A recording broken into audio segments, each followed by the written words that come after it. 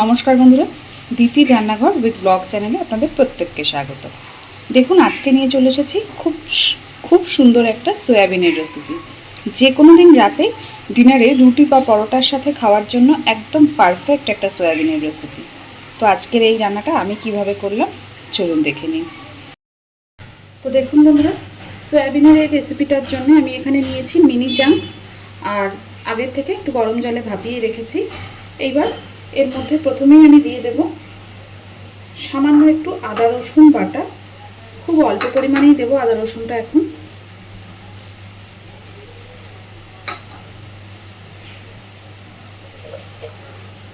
দিচ্ছি একটু লবণ,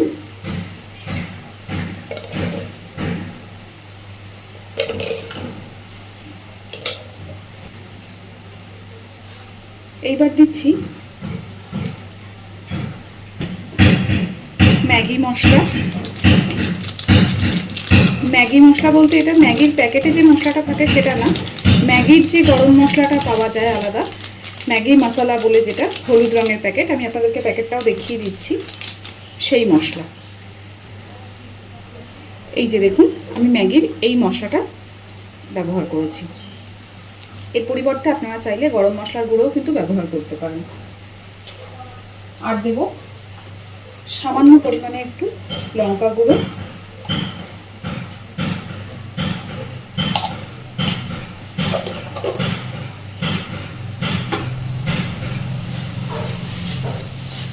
এইবার এর মধ্যে দেব 2 চামচ মতো কর্নফ্লাওয়ার।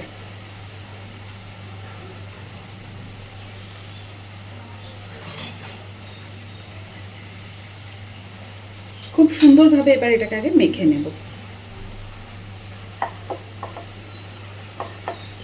মেখে অন্তত 10 মিনিট রেখে দেবো এইভাবেই।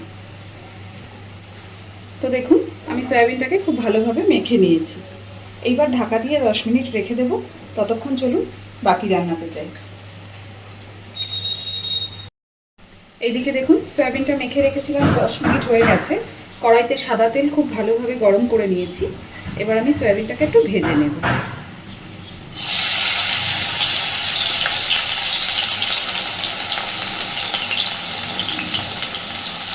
এইভাবে সয়াবিনের গায়ে একটু কর্নফ্লাওয়ার মাখিয়ে নিলে একদমই তেল টানবে না। 2-3 বারে ভাগ করে ভেজে নেব। একবারেও ভেজে নেওয়া যায়, কিন্তু 2-3 বারে ভাজলে ভাজাটাও ভালো হবে। দেখুন, নাড়াচাড়া করে সুন্দর করে বেশ একটু লালচে করে সয়াবিনটাকে ভেজে নেব।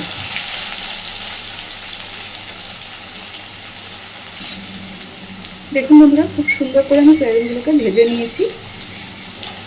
আর এইভাবে একটু কর্নফ্লাওয়ার মাখিয়ে নিয়ে ভাজলে কিন্তু দেখতেই পাচ্ছেন তেলটা একই জায়গায় রয়েছে, সেরকম একটা তেল টানে না। সয়াবিন তো তেল অল্প টানবেই, কিন্তু সেইভাবে কিন্তু তেল টানে না।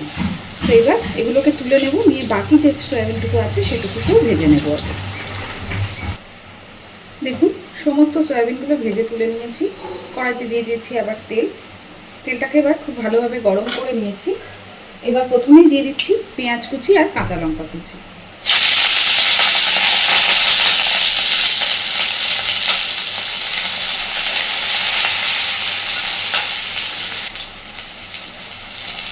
পেঁয়াজ কাঁচা লঙ্কাটাকে খুব বেশি লালচে করে ভাজবো না, জাস্ট হালকা একটু ভেজে নেব।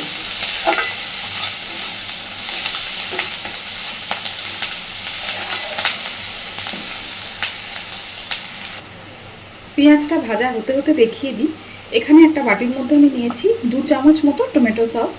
এর মধ্যে এবার আমি দিয়ে দেব, দেখুন এখানে নিয়েছি আমি, আবারও বলে দিই ভালোভাবে, ওইভাবে তখন ভিডিওটা করতে একটু প্রবলেম হচ্ছিল।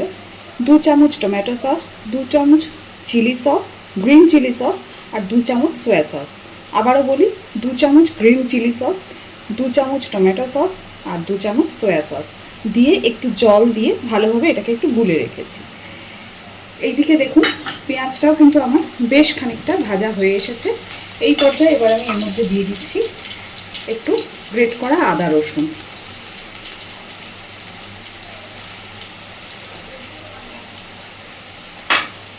আদা রসুনটা দিয়ে খুব ভালোভাবে আদা রসুনের কাঁচা গন্ধটা যাওয়া পর্যন্ত একটু ভেজে নেব আগে।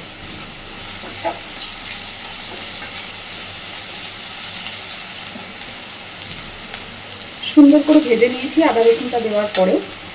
এইবার এর মধ্যে দিয়ে দেবো আমি 1 টেবিল স্পুন মতো ভিনেগার। ভিনেগারটা কিন্তু আমি কড়াইতে এই মশলার মধ্যে এখনই দিয়েছি, সসের সাথে মিশিয়ে রাখিনি। ভিনেগারটা দিয়ে একটু নাড়াচাড়া করে এইবার যে সসের ব্যাটারটাকে রেডি করে রেখেছি সেটা এবার দিয়ে দেবো।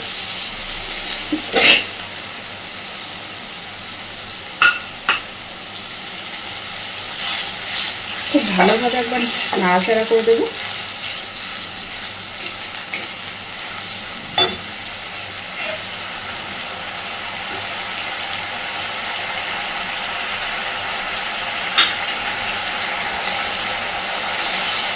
দেখুন সব কিছুকে ভালো করে মিশিয়ে দিয়েছি। এইবার এর মধ্যে ভেজে রাখা সয়াবিনগুলো সব দিয়ে দেবো।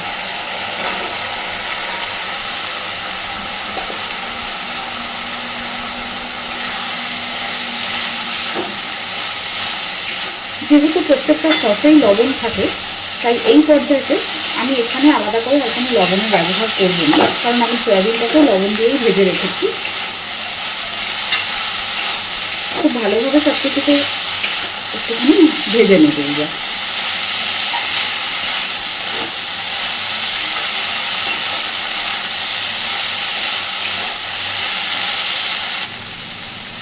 দেখুন সয়াবিনগুলোকে সুন্দরভাবে সসের সাথে মশলার সাথে ভালোভাবে ভেজে নিয়েছি।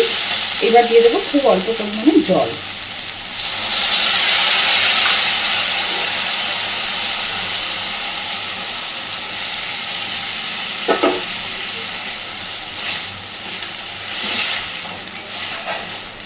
আপনারা চাইলে ঘরে ক্যাপসিকাম থাকলে ক্যাপসিকামের ব্যবহারও অবশ্যই করতে পারেন, কিন্তু এইভাবে যে কোনো দিন ডিনারে রুটির সাথে বা নর্মালি যে কোনো স্ন্যাক্স আইটেম হিসেবেও যদি স্ন্যাক্সে খেতে চান তাহলে ঝোলটা একদমই গ্রেভি রাখবেন না, শুকিয়ে ফেলতে হবে। তা না হলে যে কোনো দিন ডিনারে রুটির সাথে কিন্তু এই সয়াবিনের রেসিপিটা খুব ভালো যায়, ট্রাই করে দেখতেই পারেন।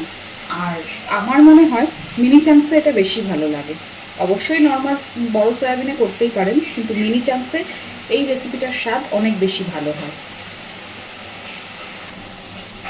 দেখুন আমার রান্নাটা হয়ে এসেছে, ঝোলটাও খুব সুন্দরভাবে শুকিয়ে গেছে। এর থেকে বেশি আর ঝোলটা শুকাবো না, কারণ ঠান্ডা হলে জলটা অনেকটাই টেনে যাবে। তো এই পর্যায়ে আমি গ্যাসের ফ্লেমটা অফ করে দিলাম। খুব সিম্পল কিন্তু খুব টেস্টি এই সয়াবিনের রেসিপিটা। যদি আপনাদের ভালো লেগে থাকে তাহলে অবশ্যই বাড়িতে এইভাবে একবার ট্রাই করবেন, আর কেমন হয়েছে আমাকে জানাতে ভুলবেন না। আর প্লিজ আমার চ্যানেলটাকে লাইক, শেয়ার এবং সাবস্ক্রাইব করে আমার পাশে থাকবেন। এতক্ষণ আমার সাথে থাকার জন্য অসংখ্য ধন্যবাদ।